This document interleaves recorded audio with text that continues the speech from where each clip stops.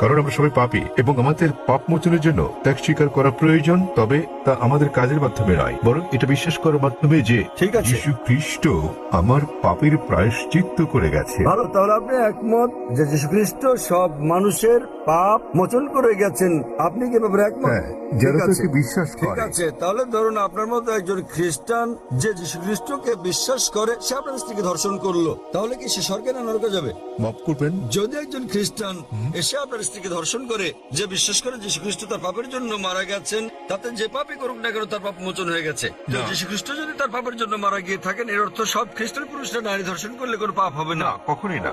কেন কখনো নয়? আপনি তো বললেন, তিনি বলেছেন যদি স্বর্গে যেতে চাও তাহলে উপদেশ বাণী মেনে চলো। আর এই উপদেশগুলো কি? ডাকাতি করো না, তোমরা মদ খেও না, প্রতিবেশীর স্ত্রীর প্রতি লালসা করো না। তিনি কখনোই বলেননি যদি স্বর্গে যেতে চাও তোমরা আমাকে ঈশ্বর বলে বিশ্বাস করো। তিনি কখনো বলেননি যে তোমরা বিশ্বাস করো আমি তোমাদের পাপের জন্য মারা গেছি।